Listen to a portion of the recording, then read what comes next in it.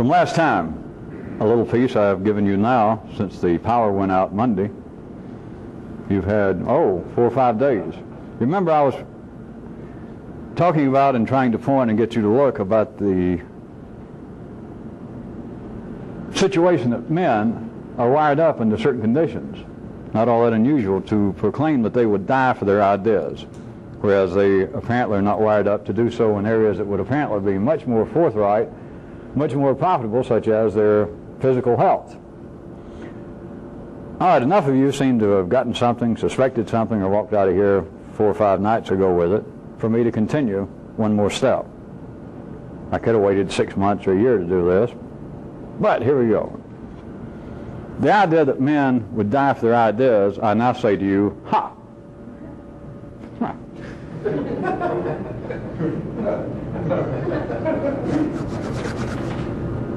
That's not it. They won't die until they're pushed to the point that they've got to speak the idea. They can line them up out there in the camp and say, all right, you people are going to have to renounce your gods. And we'll count 3, and I want everybody to silently, in the privacy of your own heart, renounce your God and your nation, and then we'll get on with the ping pong tournament or whatever it is. Then we'll go back to beating you people, and we'll bring out the afternoon tar break. There's no problem. There is no problem, as real as it sounded. And the way in which I talked about it, now you got to jump back because I'm not going back and replow it all. That it was a fact, the way I describe it. People have died throughout history, obviously, for their ideas. And I was asking you, Twee, why is life arranged this way? What's up? Why does life have men apparently in such a position that they would, in fact, give up the great old primal flow spark here rather than deny an idea? And I never did say anything about speak, not directly. I was talking about Socrates and whether some people actually said something and some didn't. But now you got to go past that. That is not the case, because there is no problem in this situation. The way, for whatever reason, I'm not still going to point out directly, but for whatever is going on, that men believe that they will die for their ideas, the problem does not arise. There is no such situation, confrontation. There is no reality to this until a person is required to speak it. Think about it a second. You got to speak it. That's the situation.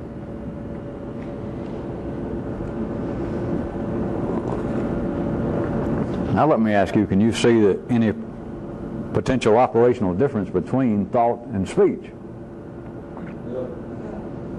Not the obvious one, I wouldn't bring it up. Not just that one seems to be out loud and the other one can be in silence. A true operational difference in the way in which the nervous system uses and transforms energy. That here is a case that people might die. People have apparently died, if you look at it real quick, for their ideas. And that's not the case. They didn't die for their ideas. They died rather than to say something in this situation, rather than to deny their ideas. That's all. How can you prove that you denied the ideas? How can the tyrant, how can the one temporarily dancing on your feet and got you whirling around backwards and dizzy, how do they know that you have denied your religion, your ideas, your nationality, your tribe? How do they know it? It's real simple. How do you know anything in life in the city that is about somebody else? You ask them, are you mad? No. Okay.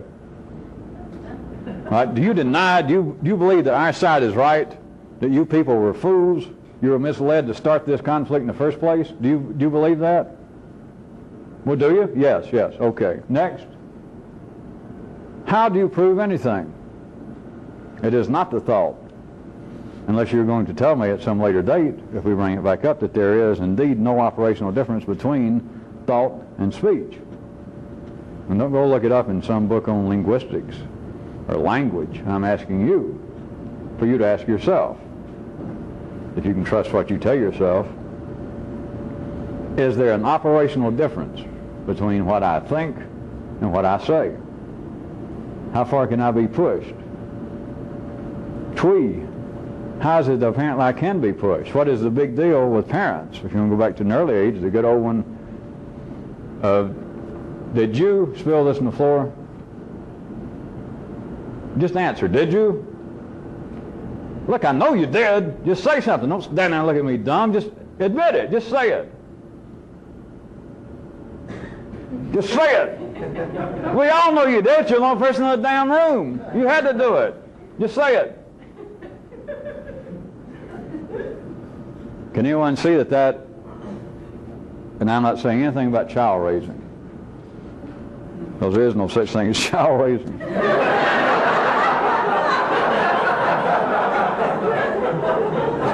So do not, you err to take this psychologically, sociologically. It is, as always, a quite physical, molecular situation.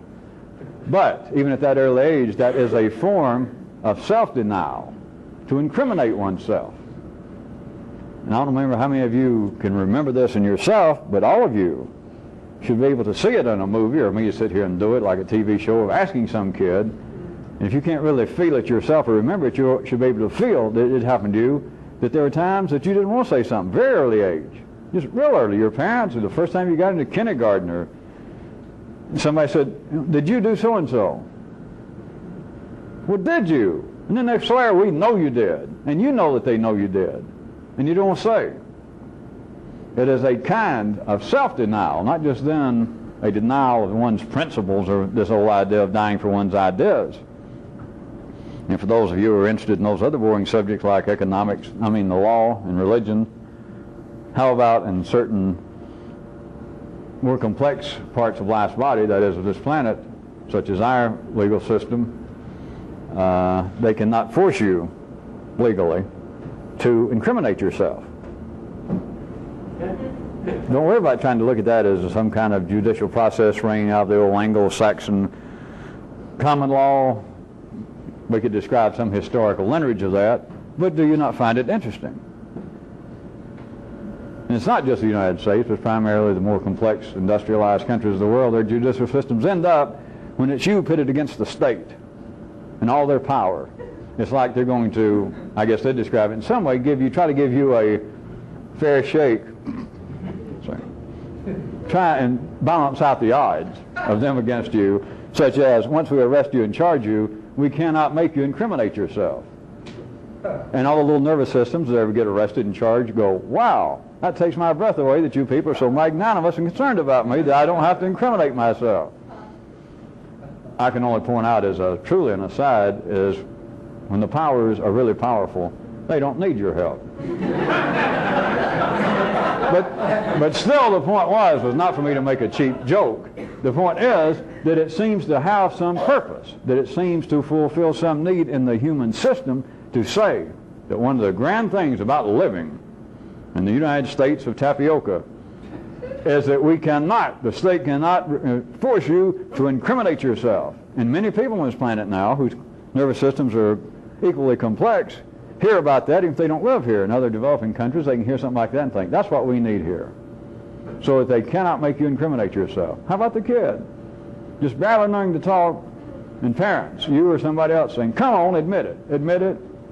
If you just say it, if you admit it, I won't whip you this time. I won't punish you. Because we know you did it, just admit it.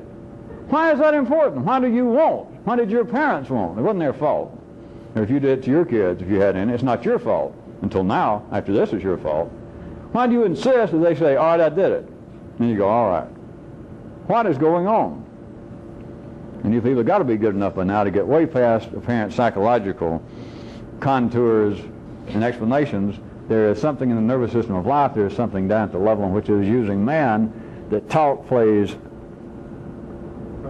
may I be understated, plays a relatively important role in this whole mishmash, in this whole queue line to the slaughterhouse of what is being said.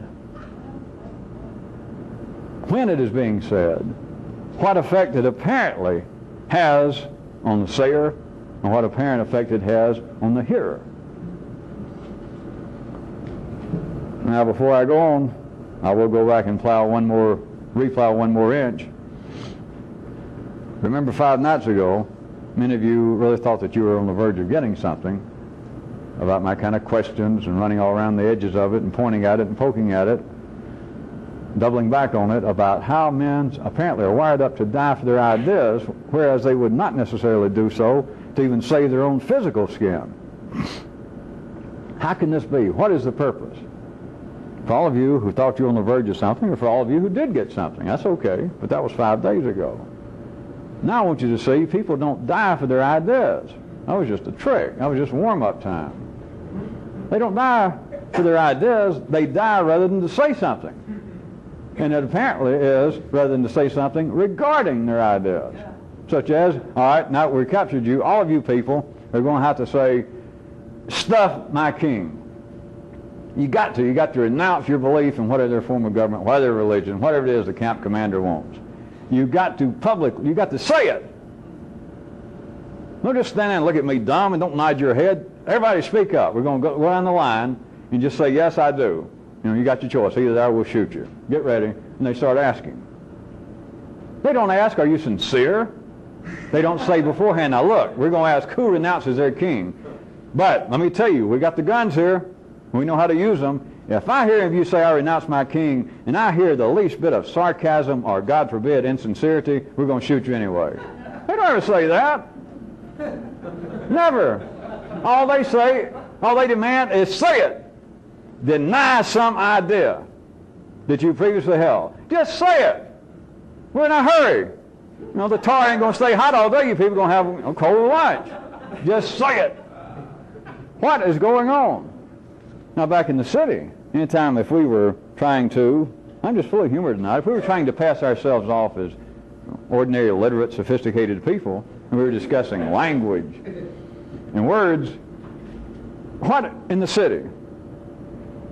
All the literature, all the ways in which the studied language might be considered an art. But when people are talking about language, what are they talking about? What seems to be, without any doubt, the importance of language is the intent. The intent. They don't expect people just in casual conversation, ordinary people, they don't expect you to be an orator, having practiced projection of the voice, good diction.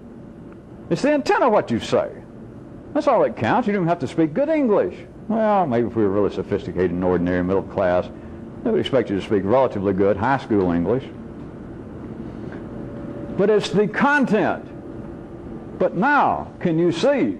You can have people lined up. It's not a casual cocktail conversation anymore. It's life or death. And they say, they demand, you must say so-and-so. You must renounce your ideas.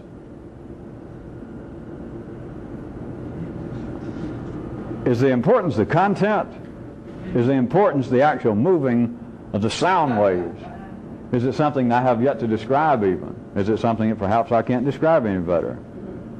Well, let's don't paint you people in a corner. That's always a cheap way out. Something I haven't even pointed towards. But if you've got good ears at all, you have got to hear that something strange is going on. And that is not just a good, cheap picturization of this internment camp when you've been captured. I'm not exaggerating it. That you could be in a position. Life and death. It's happened many times throughout history, many, many times, that you could be somewhere and they say, you people, and the way you might first hear it is, we're going to require that you renounce your past allegiance to your past country, your king, your religion, whatever it is. Because we have now won. At least we got you. What is going on? What is it that life needs? To be moving through men that they don't ask for sincerity. They don't say, do people see the error of your ways? Do people individually here that we've captured, you dozen, you 100, you 10,000 here that I'm speaking to, do you see the error of your ways that you should have, in fact it's too late I guess, but you should have risen up back home and slaughtered your king, overthrown your government. They sent you out on a fool's errand. You're working for demonic forces. We're in the right. Notice, we've captured you. We're in the right. They don't ask for that. They don't ask, have you seen the error of your ways? has your short time with us, with this good tree bark and road tar and our kind faces, has it made you see the light? They don't ask any of that. They simply demand, renounce your king. Verbally turn on ideas that you should be holding, as witnessed by the fact that you were out there fighting, that you're in such and such uniforms and we can identify you. All right. Can anybody make this quick jump? In a sense, life is continually, in little bitty pieces that have never been identified in such a manner, it's continually trying to get you to deny your ideas, which is a very interesting situation for any of you who ever begin to seriously suspect where you got your damn ideas to start with. If that sounds too obtuse, it's this. All desire wired into the human nervous system to change is what? It's a form of renouncing your past king. To quit drinking is to what? It is to deny that there's any value to alcohol. I hate to figure out hard, almost unjust examples like that, but it's to deny King Bourbon. It is to deny your allegiance. Any attempt to change, even to talk about change, but to have your nervous system molecules that talk speak to your nervous system molecules that hear, that is what you normally pass off as introspection and thought. Any idea for change is a form of your nervous system speaking to another part of its nervous system saying, all right, I got the stage right now, I'm the one dancing forward right now at this second. The rest of you, you're going to have to renounce your evil ways, even if you're not Santana. You have got to be prepared to die for your ideas, because if indeed, me being a good drinking fella, if I quit drinking, in a sense, some of you molecules down there, part of my nervous system is going to die because of my change of ideas, because I renounce what I was previously in favor of.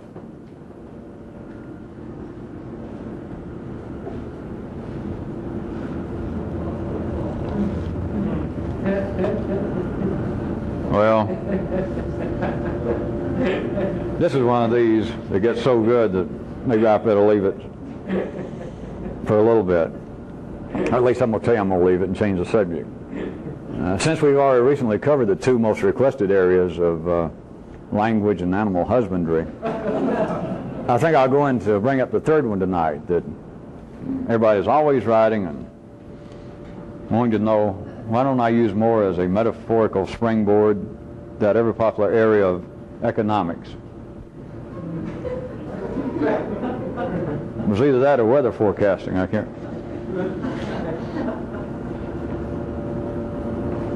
Everybody remembers.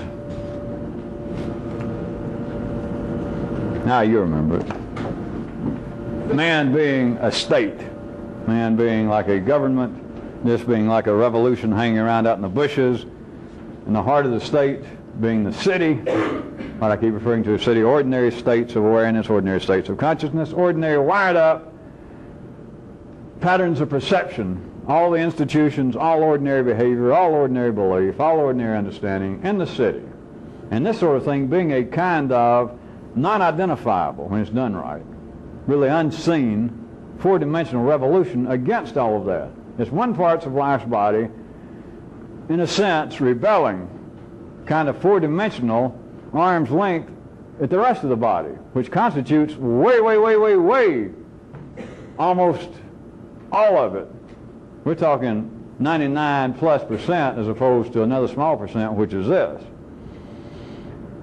Which, when some of you can see it, is not unlike situations within your own nervous system, as always. There's that same kind of tension. There's that same kind of contours between a part of you feeling rebellious, not in an ordinary sense, but in this strange revolutionary sense, and then the rest of you being rather stable, self-centered,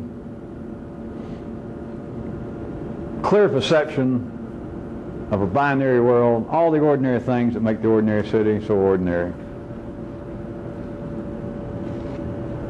So still on that basis, let me try it from a combination of what may sound like economics to start with, or sociological diving boards. In this state of man, in this state of humanity, in this state of life, but at the human level. Those in power, which remember back in the city, you've always got a power structure. And I could describe it in all sorts of ways, and I hit on it hit or miss, coming and going, and someday soon I might expand on this, since I've started tonight. But it ranges all the way from the historic descriptions. You could look at the governments as being aristocratic, democratic, you look at them as monarchies, oligarchies, tyrannies, and all of that would fit at any one time, or else there would be no such descriptions out in life that you could look upon yourself, or I could try and point you in such a way that at any given time you could look upon yourself at times as apparently internally being ruled by some kind of aristocracy, at times as a democracy internally, at times as a tyranny. In the nervous system of humanity, which you should be in touch with eventually, but in the nervous system of humanity, all of this has occurred, or it would not be reflected out in the city in these apparent different forms of government. So if somebody is always in power, whether it apparently is a democratic, so-called democratic power structure in the United States, or whether it was more of a tyrannical power structure as in Libya, or it would be more of a kind of oligarchy, I guess it would be fair to say in the USSR, that's the rule of the many by the few. And then the democracy, of course, is the rule of the many by the many, the rule of everybody by the many. This is the theory of it. I guess it's still valid. I don't mean it works, I guess that's still the theory. And the aristocracy is the rule of the many, or sometimes known as the tyrannies, according to whether you're in favor or out of favor, whether you call it a monarchy or a tyrannical rule. All of this has its reality within the human nervous system. So within this power structure, that was all the setup. Here goes paragraph 2. Those in power never complain about justice. Think about it. Never, never, ever, ever. They don't do it out there. I won't finish that sentence for a few minutes. It never happens out there. Go home and spend a few minutes, turn off your TV and pick up your undergraduate history book. Try and search your memory. I can even tell you this is safe enough if you know. You don't even have to read history books. Just watch movies. Just think of all the movies, even John Wayne playing Genghis Khan.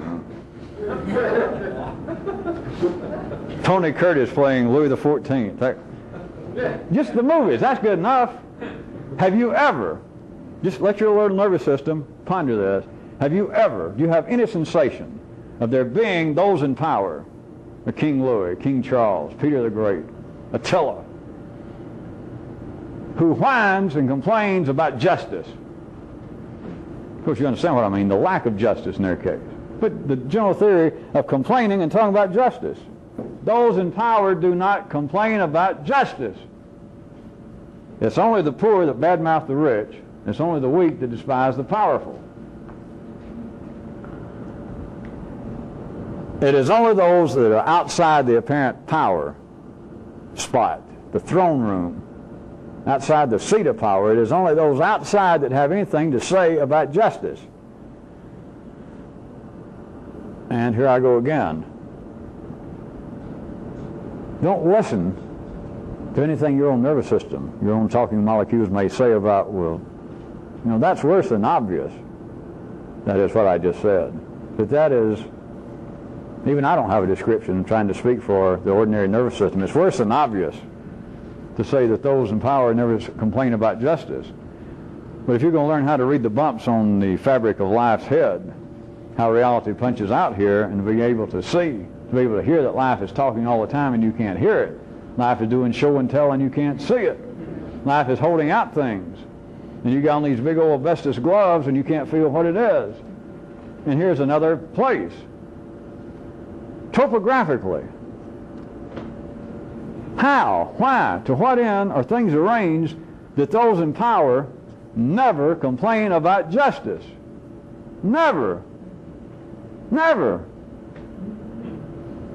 This, in a sense, just to use the yellow circuits the way that they claim they should be used back in the city, something is amiss here. Don't say, well, that's obvious. They got nothing to complain about. That can't be true. Everybody's got something to complain about. But why is it arranged that those in power never have anything to say? No complaints about justice.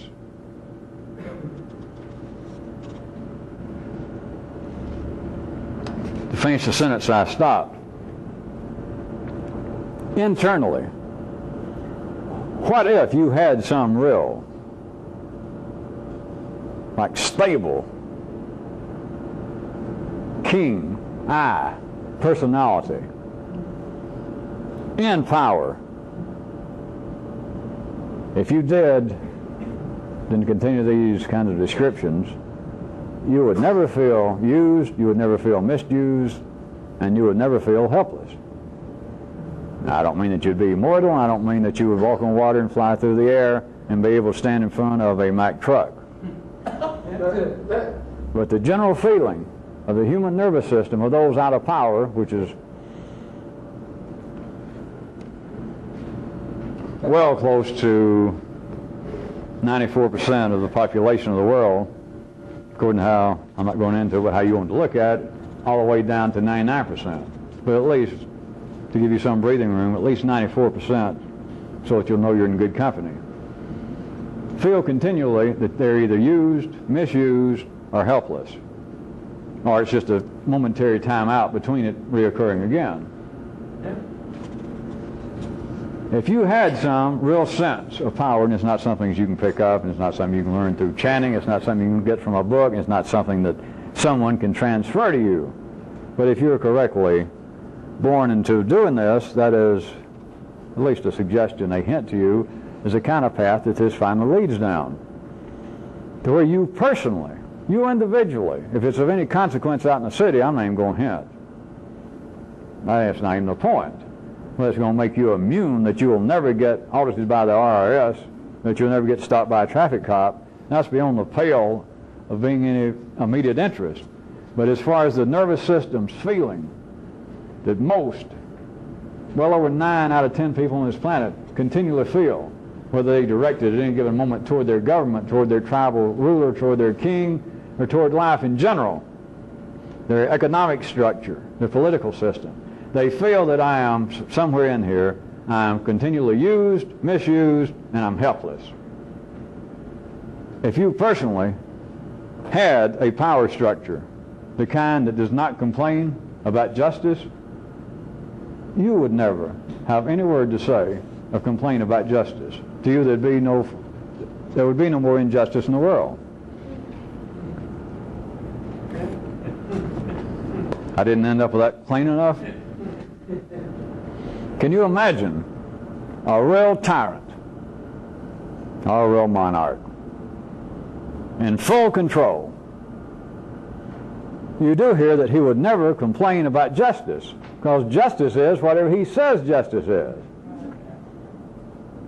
It's that simple. If he suddenly had a feeling that, wait, something's unjust, then assuming he's a sane monarch, if we're not dipping into a Baskin-Robbins bag of oxymorons, if he is a sane monarch, we're speaking out in the city, or a tyrant, as soon as he had the slightest hint, just one little bead of sweat that seemed to foretell potential injustice, as soon as he saw it, he's got the power to what?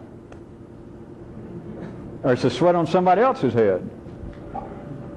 Before the injustice can actually sink into his full consciousness, being the sole power, he does what? He simply stops it. There is no more injustice for him. There can't be. If there is, then you have denied that he is a full monarch. Then what I'm discussing you didn't keep up with. I so often said he has got to be fully in power.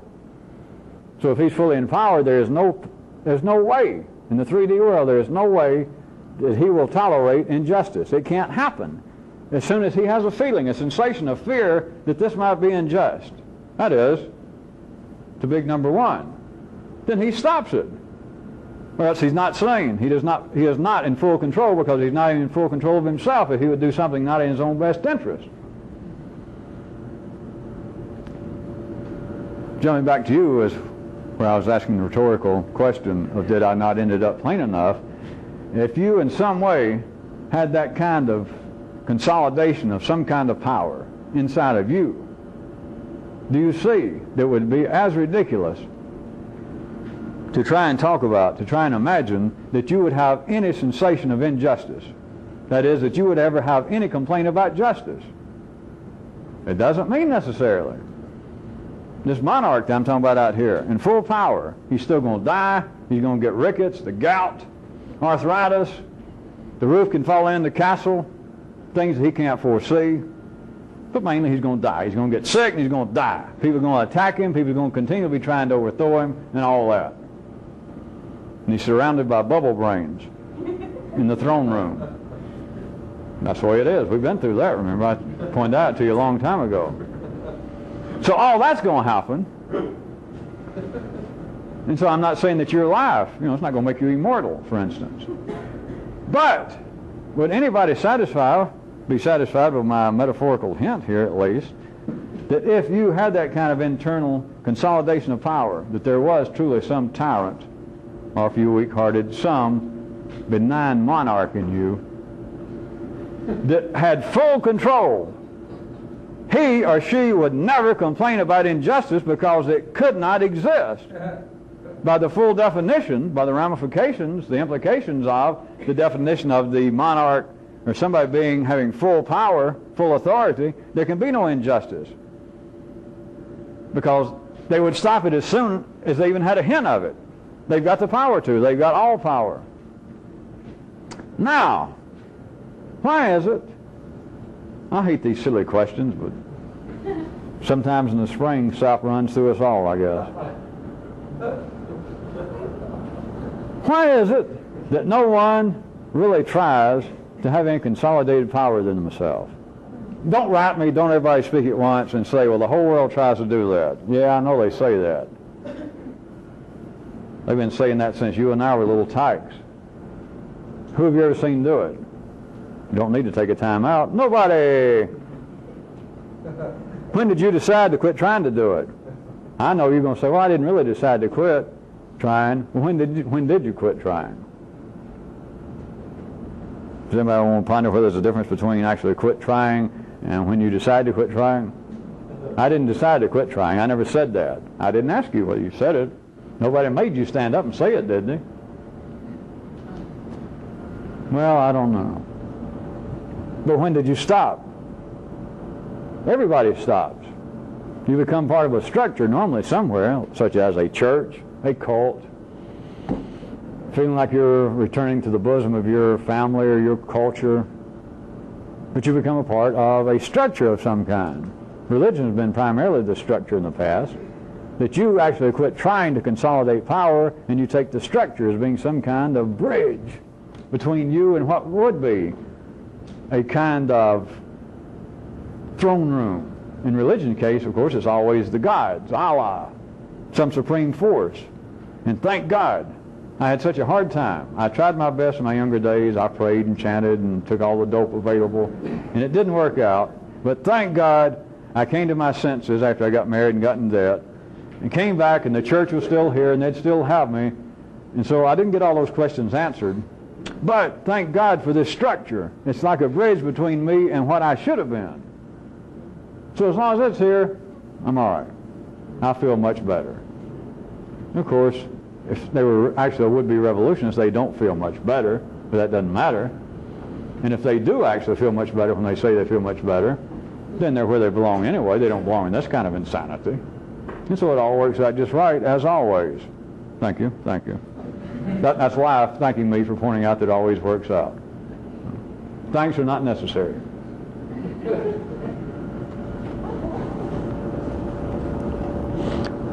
There's something else that I would like to point out about the seat of power, the throne room.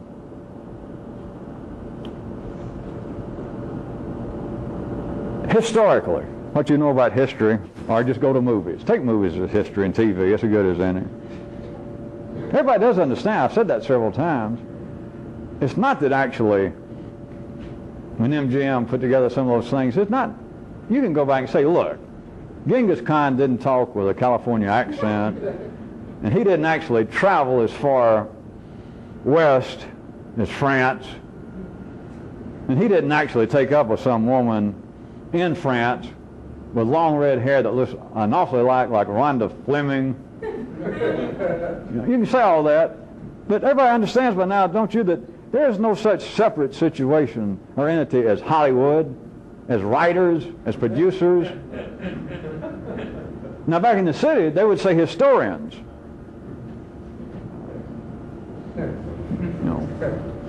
The Durants, or some of the Greek historians, they would say, look, there's a great deal of difference between a historian like that and some Hollywood hack that sits down and knocks out one of these things, and he picks up Cliff's notes on the history of the Peloponnesian Wars, and he writes this thing and just throws in all kinds of stuff that didn't happen. Now, back in the city, they say there's a great deal of difference between that and Hollywood's version of the Peloponnesian Wars and what actually happened. All right, I know that, I guess, that there's a difference. But do you think that these Hollywood hack writers that knocked out this quick version of the Peloponnesian Wars, do you think that they're creatures not from another planet, from another reality? You're back to that situation. Do you think, well, there can be things that just, they got no basis in reality? They call this the history of the Peloponnesian Wars, this film, and I'm an expert, and I'm telling you it's got nothing to do with the Peloponnesian Wars. It might as well be written by people from Mars. Wrong, wrong, wrong, wrong. Life had them do that for some reason. It's an alternative. It's a parallel history. Not of the Peloponnesian Wars, of life. The history of the Peloponnesian Wars don't amount to cow shit.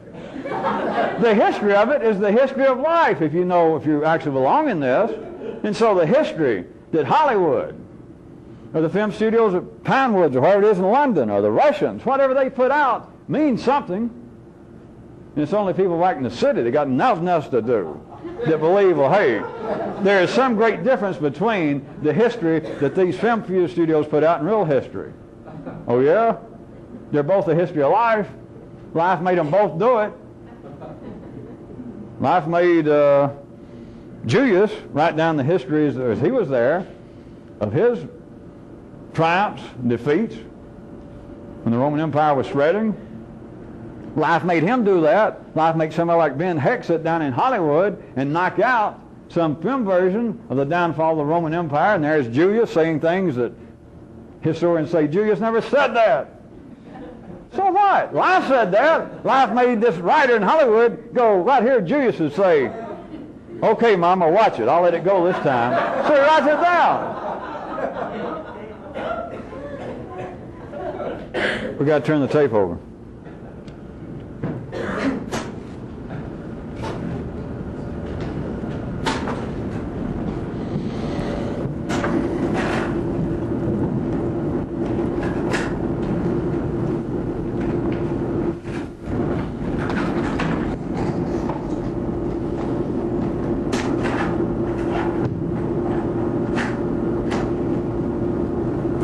Next time, can I get downstairs and get a cup of coffee faster than you can turn all those tapes over? You ready?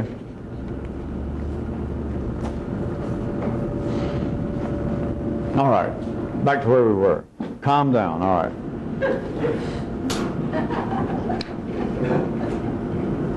The throne room, the seat of power. Now we're talking about not a democracy now, we're talking about good consolidated power, a monarch or a tyrant. The king. You do know that the access to the seat of power, the power spot, the throne room, is always very limited. Always. Nowadays, it would be that you would have to have an ID card, one of those things stuck on to get in. For your interest, perhaps. In times past, they had their own ID cards.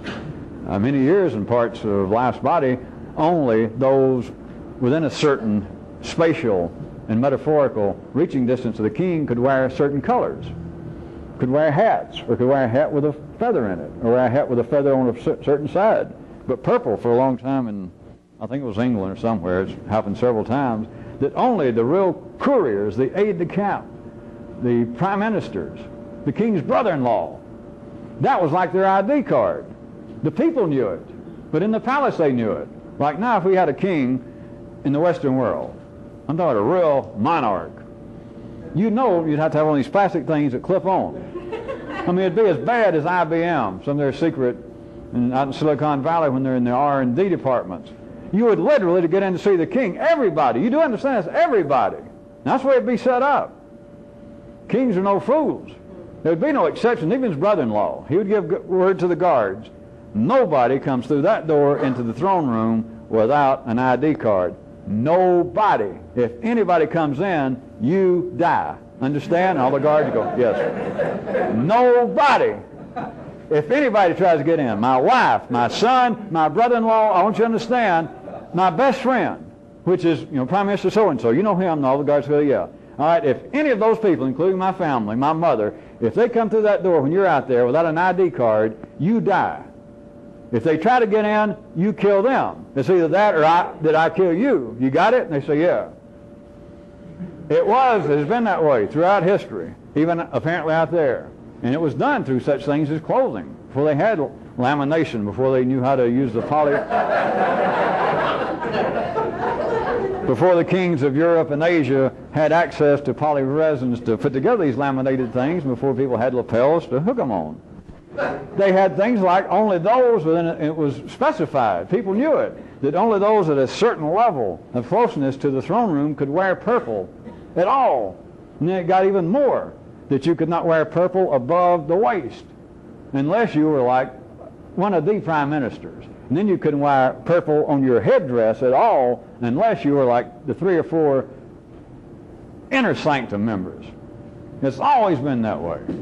To have access to the throne room, you've got to have an ID card. Everybody. Everybody. Uh-oh. No. No? Wait a minute. Now you would think, we got this state somewhere that's got X amount of millions of people. And then we got the king. We got a ruling monarch, or a tyrant, in charge. And then there's a throne room wherein the authority, or else the might, issues.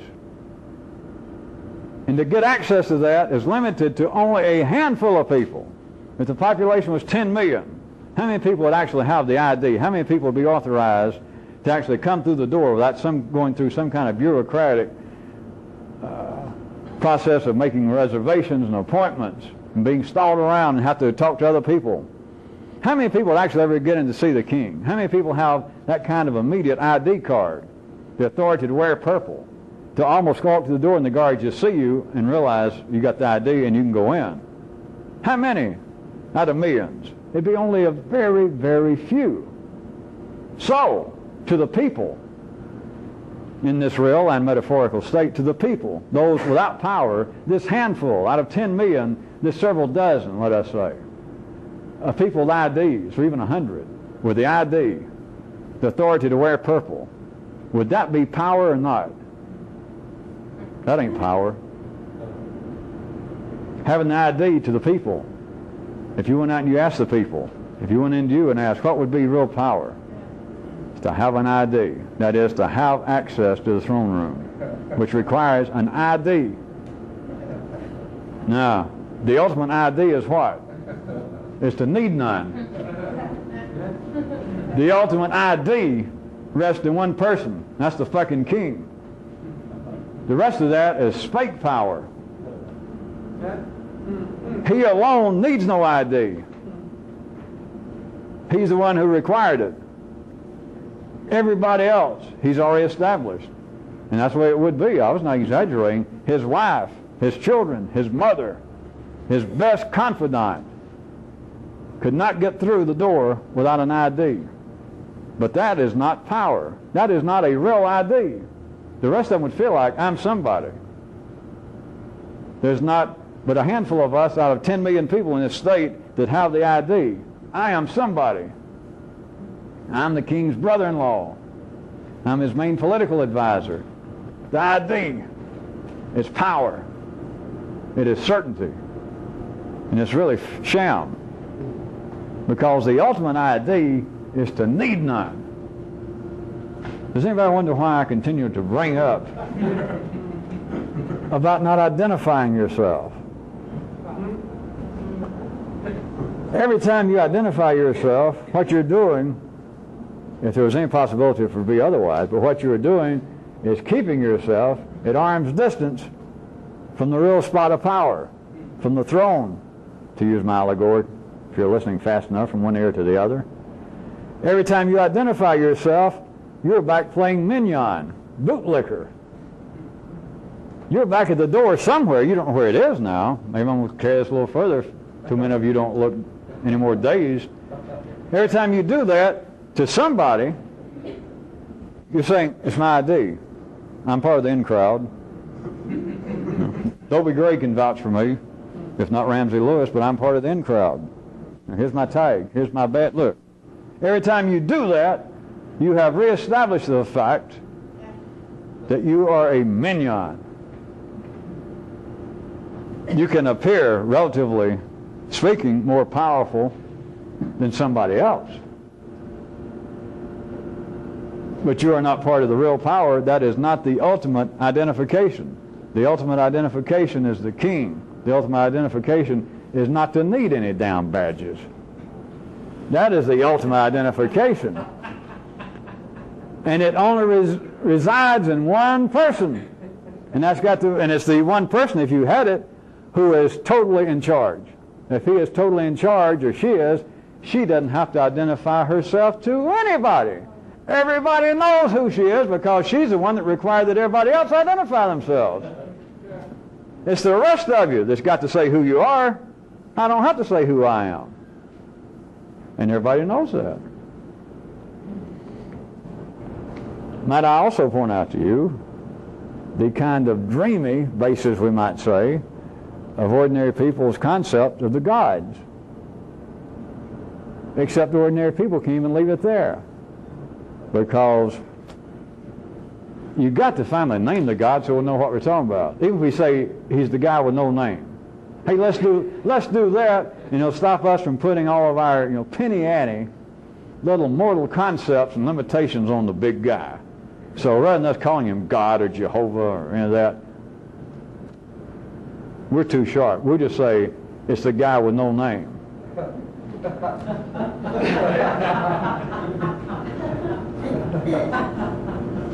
Even that, I might add, probably won't even get you close to the throne room. But there is an ultimate power, if you were following any of this. There's a kind of ultimate identification resting in a place, in a sense of not needing any. There would be only the king that would have the ultimate ID. The rest of this stuff, they might have well have gotten it, compared to the king, they might as well have gotten it out of a Cracker Jack box. People may die for them. There may only be several dozen in the whole kingdom of these things that will get you in there, but compared to the king, it's nothing. It's laughable. He doesn't need an ID badge to go anywhere. He's the one that set up the system. He would be like the great, I guess, dog tyrant that I heard about once. I think Kyroots was going to tell me about him, that pointed out to his little canine flock and people, he pointed out, I don't sweat, I cause others to do so. I don't need an ID. I'm the one who set the system that requires everybody else have an ID. The ultimate identification is to need none. Need none. What kind of king would it be that had to have an ID to get back in the throne room every time he left? What kind of king would it have to be to even get out in the streets almost? And have to have a sign on his back or somewhere stuck up in his crown saying, I am the king.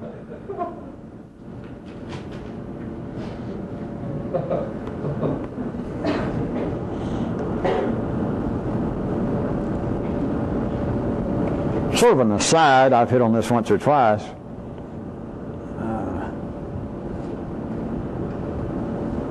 Since I promised a little springboards of sociology. Now remember, especially you people just picking this up for the first or second or 400th time, not in other times and other places, I'm not actually talking about what you think I'm talking about. unless you can't see otherwise, and then go with it. Does everybody realize, even though the days of the monarchies, the days of royalty really have about passed, at least in the industrialized sections of life's body, but in spite of that, can all of you see that life has retained, continues to retain a class structure in life all over itself, that is, all over this planet? It is a class structure. I could refer to it as especially in a power class. And it's still fairly accurate for me to use everyday city terminology and just call it the upper class. In parts of Europe, it still would be referred to as royalty, even though it's pretenders to thrones that even no longer exist. But it is an upper class, and it is in the classless societies, of course, as they're called, of the USSR, the United States.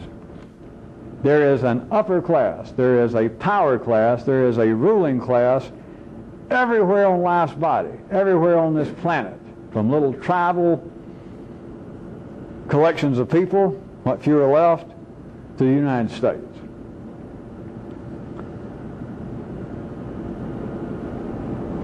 And there is a way in which you can see, I'm not going to stay on this much, but there's a way in which you can see a real good area to get your finger into what ends or things arranged this way. Not to be mad, not to be upset, unless you thought that this was a Marx Engels society rather than whatever it is. You walked in the wrong place. But to realize that life uses this class structure, there being a small number of people that have been ridiculed and hated by those out of power. Remember, it's only the weak that despise the powerful, and it's only the poor that badmouth the rich.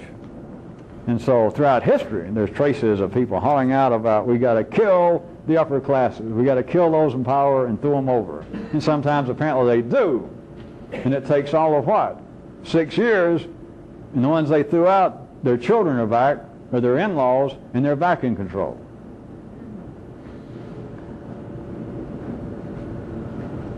This situation that is normally referred to as a sociological and economic class structure is used by life for a kind of continuity that is not apparent in the general, rather, and otherwise, I should say, transient population of the poor, the non-rich, the non-powerful. This royalty that has been attempted to people to dissect it. And of course, it's always the non-royalty. You've got to remember, it's always those out of power that dissect, analyze, talk about justice. Or jump back, let's jump back to the 1700s and use Europe. All the criticism, the historical criticism, the criticism at the time of royalty was by who? Not the royalty. Don't say, well, that's obvious. It's not obvious. Not unless you're a city person, then it is obvious, and I'm sorry you came to the wrong place. It is quite obvious, and I'm glad that you understand it. It has been attacked, and it is, of course, you could say even more of a sitting duck for an intellectual, if not emotional attack from so-called democratic, republican societies of the many being in charge, supposedly, having control and some power, to say, what a farce, what a throwback to dark ages, what kind of delusions did these otherwise apparently fairly intelligent, sophisticated people in France and England and Germany and Spain and Italy put up with this kind of crap? Now these people saying, the God selected my family way back there, a long time before the Middle Ages. They selected us to rule this part of France. And it's just been a natural thing. My grandfather ruled. When he died, my father took over. What'd you expect? When he died, I took over. Outside that, the many go, boy on this. You know, this is insanity. These people are nuts. I believe the gods call them to rule. They're not going to rule me. Of course, that's just one or two people here and there. Unless a revolution did happen and injustice prevails, and it goes on another track. But there seems to be a continual, at least after the fact, outcry an enunciation of there being a class that seems to always be in power. Usually have most of the money, but they damn sure got the power. Sometimes they claim that they got divine rights from kings, and they claim, after Darwin, some of them, that, hey, this is the natural selection of the best of us rise to the top, regardless of what that old sorehead said about you. Remember Sundays and nuts ending up on top. Those in power say it is the natural selection of the fittest. But whatever it is, those that apparently are not the fittest, those not in power, those not with the money, if they got nothing else to do and they get a few drinks in them, and there's nothing on TV, they'll lean out the window if nobody's looking, none of the king's guards, and they'll say, stuff the king, it's unfair. Then they go on back to about their business. Life uses this situation in a way that among every other thing that you could attack royalty, the upper classes for, inbreeding, gluttony, if all of those be vices, I don't know. It has perpetuated a kind of continuity that when you speak about the masses of people, the mass of the cells called humans in life's body, there is no such continuity. There is no such. You could say that a good 94% of life's population, if you could see in a four-dimensional continuum of the history of man, have been a bunch of vagabonds. They're transient. That's what I called them originally when I started this paragraph, but they're transient in a four-dimensional sense. They come and go and history doesn't notice them. They're replaceable. They're part of life's short-term memory. There is no dynasties in small, poor families. There is not. What are you going to hand down? You lived and died in an apartment house. For 600 years ago, you lived and died in some grass shack in Germany, and you never got over 10 or 12 miles away from home. You didn't know crap about anything. You could barely learn how to plow the ground. They had to put in picture directions and condoms for you to use them. Send out instructions with tea kettles. What are you going to families? There is not. What are you going to hand down? You lived and died in an apartment house. For 600 years ago, you lived and died in some grass shack in Germany, and you never got over 10 or 12 miles away from home. You didn't know crap about anything. You could barely learn how to plow the ground. They had to put in picture directions and condoms for you to use them. Send out instructions with tea kettles. What are you going to hand down to your children? They just come and they go. These so-called power classes, the upper classes, have formed a kind of continuity in life's body, in life's own nervous system. Now, regardless of what you people that might have walked in on this for the first time think, this is not an attack on the structure of life, on the rich, the famous, on anybody.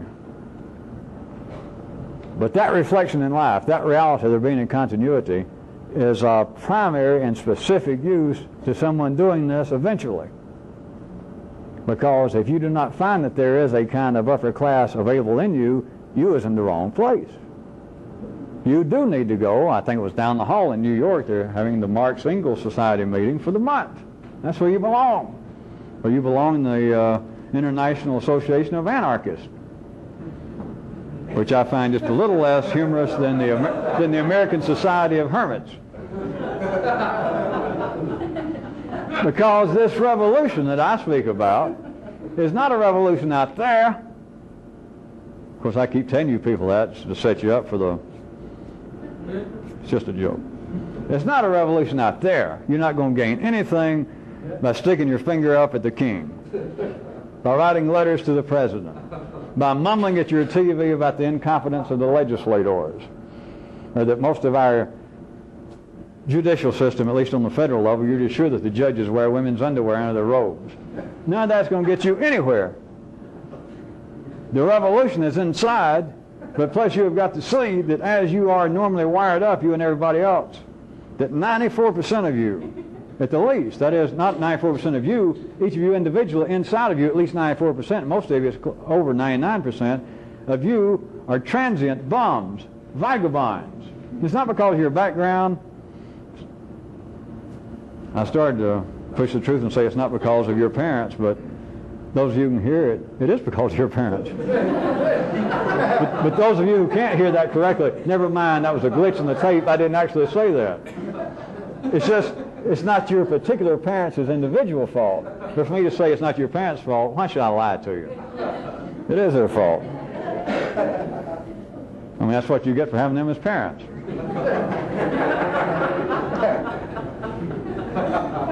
But inside the nervous system of 94% at least of the people on this planet, and individually 94% of what you are and probably 99%, you are a vagabond. You are rootless. You don't own anything. Your parents didn't own anything. Maybe a mortgage on a small house somewhere. By the time your father and mother both died and you paid the inheritance taxes, it wasn't worth anything. You're going to die probably in debt if you're ordinary. You're going to die, and the only person going to show up at your funeral at all might be a small, low-level exec, a vice president from MasterCard, just to make sure that you're actually dead and can't pay off the bill. That's it. But that's always been it, in case you don't know it. Very close to 99% of the world's population dies in debt. They're short of breath by being in debt all their life. It's a kind of partial death, but they die the same way they were born. No power, feeling misused. They blame it out here. They always have. They blame it, they blamed it on evil spirits, the devil, man's downfall, and then later they begin to blame it on those apparently in power. The days of the revolutions, the French and otherwise, we got to do away with the ruling classes, and then it gets into the idea of socialism and communism. And out here it's been a continual, that is, I'm using out here in the city sense. Apparently out here has been the cause of people feeling misused, impotent. This has nothing to do with that. It is internally. You have got to find out, and if it's not true, you don't belong here, that you have has been lingering around. They're almost like deposed royalty. They're almost like some kind of jet setter has been hanging around Saint-Tropez and all around the Mediterranean all these years. They're like pretenders, and every time they show up, and they say, well, here it is, little Prince Alphonse of the Albanian throne. And there hadn't been an Albanian throne. Nobody, it's just a joke. There's no chance. So they figure that, what's the chance of the Albanian royalty ever coming back to power? But it's like you've got to find out that you've had almost this unseated pretenders to royalty, that is an upper class in you that apparently had no power, had been snoozing. And there's a kind of continuity to them. And all of you keep asking me, after you've been here for some length of time at all, is why is it that I can't get up the energy all the time that I have some of the time? Why do I not on the nights we meet feel as enthused as I do sometimes? If I could be as enthused and get a sharper kind of perspective and perception I get some nights when you talk, when I leave here, I feel like I could almost swallow the universe. But God, it only happens like once a month. That's good enough to keep me here. You'll say, I'm not complaining. But Jesus, if I could do it all the time, it'd be frightening. Think about what I just said. Life is used a kind of power class, an upper class, for a continuity that's attacked by those who are not part of the continuity. The weak despise the rich. The poor badmouth the rich. The rich don't badmouth themselves, and those in power don't despise themselves. If there is no continuity to you, it always seems like that you're either being used, misused, or here I am helpless again. This has been a great benefit to me, and I can't seem to stop it, and I love it. But by and large, I still feel helpless. The kinds of things that those out of power, that is, that you started out hating before you got here, despising, it has a purpose in life. And back in the city, into that sense that your consciousness still is dragged back to the city, and you feel like, hey, fuck the Mellons and the Rockefellers, fuck the governments of the world, to hell with anybody that's got power. You're making a mistake. For those of you just getting this, I don't mean this has any pertinence whatsoever out there. Fuck everybody out there. Yeah, fuck the governments and the priests and everybody else. It's just irrelevant. It's irrelevant. It's as irrelevant as 2 or 3 minutes ago I was telling you that this is not a rebellion out there. But this is also not to say, hey, our allegiance is with them. A revolutionist has got no allegiance. It's a sham. He might use it on other people, and he's certainly going to when the parade goes by and the king and all the minions are here, he's going to salute like everybody else, if anybody's watching. It's irrelevant. But inside it's not irrelevant. If there is not a kind of continuity to you, that is when you are unpredictable. You're as bad, you're as weak, you're as transient, you're a bum, You're a day laborer, just like you were when you started this. You can't be depended on. I can't ask you to do anything. I'd be a bigger fool than you because you can't ask you to do anything. You can't go down in housing projects somewhere in any city, any state, and find people sitting around that are absolutely impotent, got no money, they barely live from week to week, and ask them to do something. You'd have to be a fool to ask them, will you do so-and-so? And they say, yes. Will you do that for me? However you get them to do it. Give them some money up front. Tell them it will ingrate them with the guides. Tell them it will ingrate them with you, and you might be able to help them someday later. Try to hypnotize them. Give them a drink. Do anything you want to with people with no power, and if you'll depend on them, you're an idiot. Now, you know I'm not talking about housing projects and the poor. I'm talking about you. How do you try to change? How do you keep attempting to do whatever the hell this is? It's kind of bribery. Flashing an ID card on people that you believe are helpless. What good are they going to do you if you do impress them? How can you depend on it? They're here one day, they're gone the next. They have no legacy, they've got no estate. When they die, there's nothing to leave. When they die, life forgets you. At the ordinary level, look how they forget themselves. Look how you forget you. Besides this continuity that I was speaking of, and some of you followed some of it, let me even narrow it down just a little bit more. I say narrow it down. Many of the time I've tried to tell you something else right here, and there's no way to tell it. Narrowing it down is like refining it. Now I was going to take it from the human level all the way down to the cellular level. But that is not a refining in one direction. Have you ever seen these dolls that they used to have in Russia? Or the name is all these dolls, and you take off the top and it's another doll, and they keep going down. They start with a doll like this, and you take off the top and it keeps going down and down and down. That would seem to be bringing something down to a point. It'd be like almost inductive and deductive thinking. But there is a place, and you're in it. You just can't see it. That going down is the same thing as going bigger. They're taking the top off a doll, and inside is a smaller doll, but inside is a bigger doll. But yellow, ordinary consciousness, yellow circuit, that's impossible. And it's not impossible. If it's impossible, and I was going to say, then I made all this up. But see, if you can really hear, even if that's impossible, I still couldn't have made all this shit up. You can take off the top of a doll this size, and inside is a doll this size. Along with a doll, one size smaller.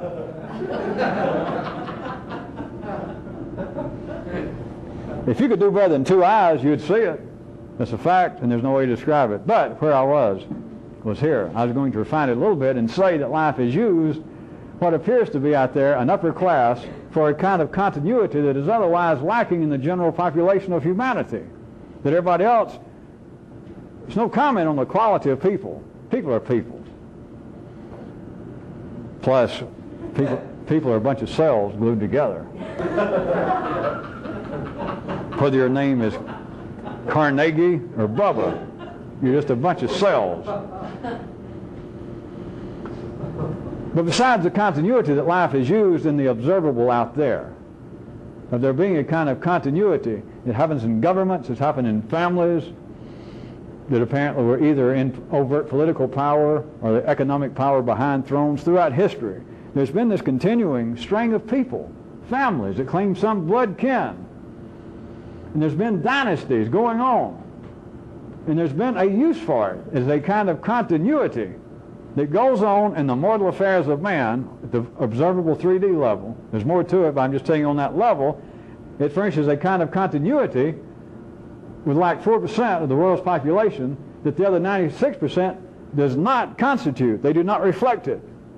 It's the people with no power, relatively speaking, no money, relatively speaking. They come and go. Nobody notices them. But this other part forms a kind of continuity. All right, other than me speaking right there on the people level, and me saying there's kind of continuity within a ruling, within an upper class, as is normally called, that is lacking in the otherwise transient population of humanity. Instead of me just talking about humans now, how about an otherwise transient population of molecules, an otherwise transient population of cells, an otherwise transient population of ideas, fads, changing taste, changing beliefs, religiously, politically. It is all a matter of change, except there seems to be one bastion of some stability in mortal affairs, and that's always been the upper classes. That is almost a synonym for being upper class is to be FC, fucking conservative. It is a kind of continuity that taste change and the upper class still wear the same clothes.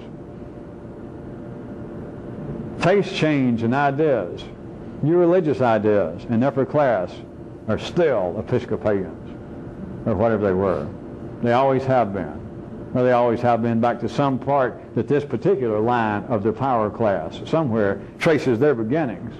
When my great-great-great-grandfather took over the throne, then he decided from henceforth we'll all be Episcopalians.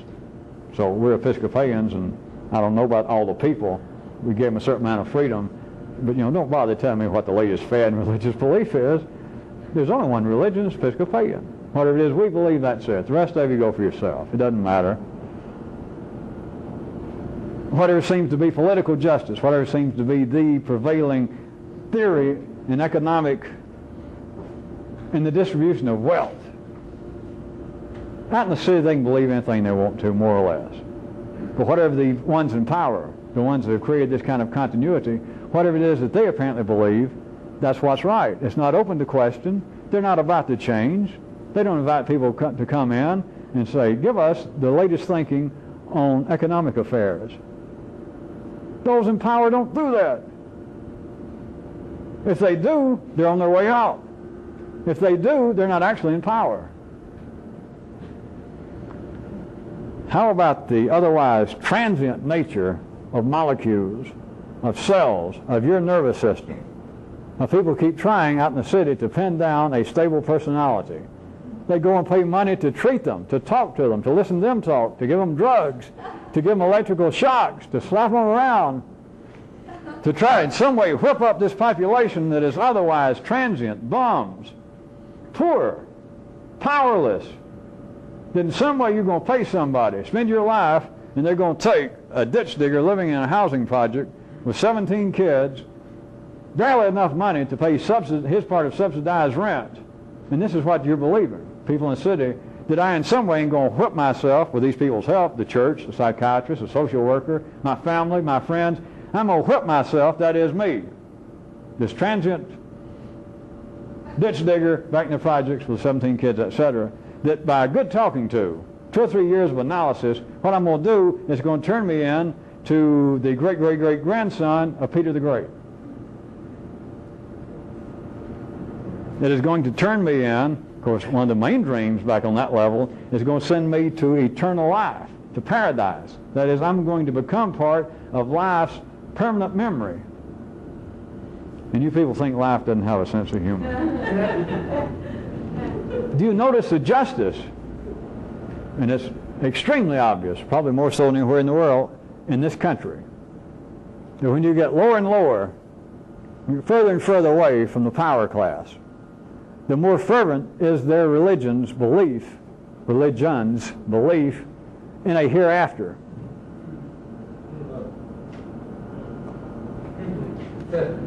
When, from one view, those who most passionately believe in a hereafter, if you looked at from a certain view, for you people out there, for the first times here, this is not political, it's not social, it's nothing. It's a flawed 3D pointing at something that is much more complex. But it is those that have the most passionate belief, so they say, in a hereafter, that if you look at, you would think, well, they are the least needed. They're the least likely. I'll use everyday terminology. The nobodies of the world, those with no money, no power, are the ones who most fervently life makes them. It's not because, don't say poor old them, life makes them do it, that they're the ones who most passionately believe in a life hereafter. The kings, those in power, even the religions that you might know of, the further up you get in the upper classes, the Anglican church and the Episcopal churches. You try to talk to them about paradise and are we all going to heaven?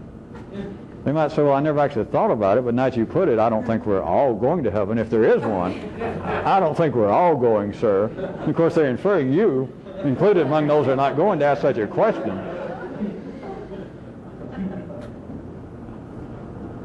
It is a part of the assembly line. It is a part of the great queue. It's a part of life's humor in a certain way. But there is lacking in the ordinary nervous system of people. There is lacking at the cellular level. Now, if I was trying to artificially, again, separate what seems to be the thinking processes and the human emotional processes in man from just the lower, as it would be called, just the animal instincts, then I could say that a kind of continual, active, changing cellular, molecular structure would be in order down there. I could describe it just the opposite, as a matter of fact. I could say it'd be in order down there, but then when you get up higher, what should it be? Looked at from just a general 3D level, there should be some stability. That seems to be what people's after, through psychiatry, through psychology, through self-help, through religion. There's something to stabilize so I'll know who I am. Some feeling that there is somebody in me, that I'm worthwhile, or at least that I'm not nuts, that I am somebody.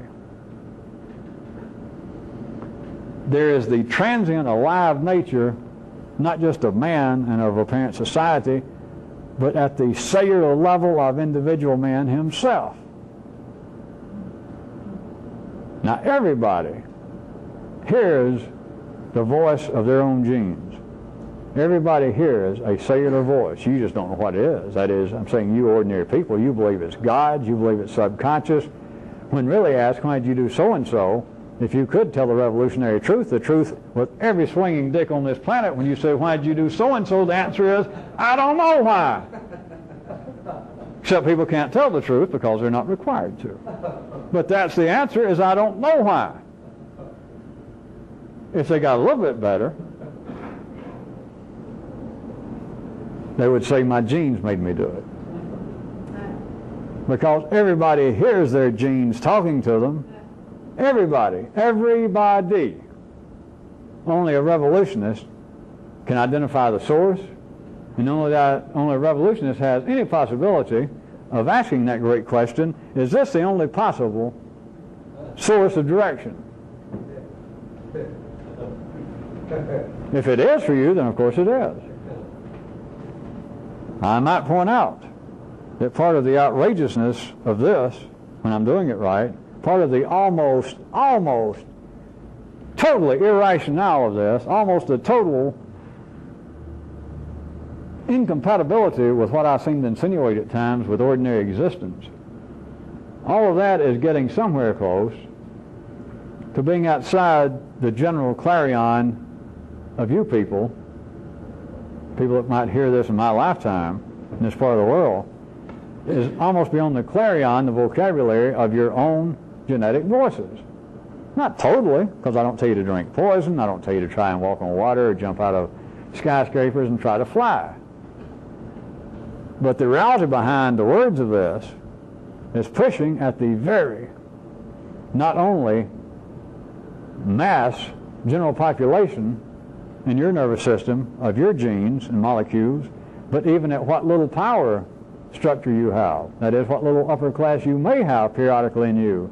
It's pushing at both of them. Whereas in the city, if you're apparently doing something to work on yourself, you'd only be pushing at one of them. You'd either be trying to whip the people into shape, or you'd be trying to overthrow what seems to be your temporary power structure. But the reality of this is why I said you couldn't go by what I was telling you earlier. It's fuck both of them. And of course it's not fuck both of them, it's to both of them. It's nothing to both of them. But the point is not fuck one of them and come here the rest of you, you poor little darlings, you poor huddled, impotent people. Oh, you come here and we'll protect you from the old bad people. It's not that, and it's not saying, hey, I'm on the side, I know where my bread's buttered, and I should have been somebody. And the masses, who cares? I'm talking about inside of you now, not out there. It can't be either one. If it's either one at the expense of the other, then it's nothing. You're just back where you started. You're still in line. There has to be a kind of continuity that cannot be taught, cannot be adopted, cannot be imitated. But it starts happening when, if in fact you were born into this, that you begin to ignite your nervous system above, beyond the areas needed for city life, and that becomes your upper class. It is stable because it was not produced through ordinary binary mechanics. It does not come out on an either-or basis. It simply is. It is a kind of fanaticism into the fourth dimension, which is no fanaticism, but I was trying to give you some hint. It's like the world's most benign tyrant. It is a coin that only has one side, because it is not forged through the fires of yes and no, right and wrong, true or not true. Because everything I've ever told you is not either right or wrong. It's not either true or false. It's not either good or bad. It's none of those. And every time you think it's one of those, you're wrong. It's none of it. So when it's not forged on that basis, it's like someone got now in control. Somebody took over, established a new throne room, and the people got no idea how he got there. He's just there. And they can't get to him. They can't promise him anything, and they can't threaten him. He is not a binary ruler. There's no way to get through. You can flash your ID cards, and it's like he can look at you, and he knows exactly who you are. You can't whine him, you can't dine him, you can't threaten him. There's a kind of, I shouldn't describe it anymore, a kind of magnanimous snob now on the throne. A silent, non-pushy know-it-all.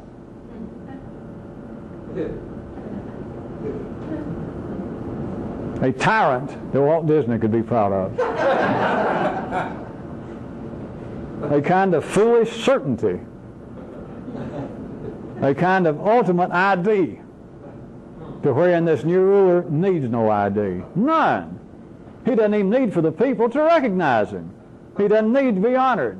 He will never fit into to Kyroots' new series of Never Trust a God Who Blanks. He never fits in there. Because as far as he's concerned, the people don't even have to say, hey, we got somebody new in charge. When you're in charge, when you're really in charge, you don't need for people to say, hey, he's in charge. If you're in charge, you know you're in charge. You don't need people not in charge that you're in charge of to say, oh, he's in charge. Then you feel like, you're not in charge. You never were in charge. If you can be affected by somebody saying, wow, you're powerful, you're not. Wow, you're in charge, you're not. Well, I had planned what I said up until now was going to be like my opening comments tonight to get on to the heart of what I was going to say, but based upon the time element and the limitations of polyresins wrapped around these cartridges that are picking up these audio and video images, I think that my plans went awry. But being in charge, I don't care. If I was truly in charge, of course, I wouldn't have told you that. But of course, if I was truly in charge, we wouldn't be recording this.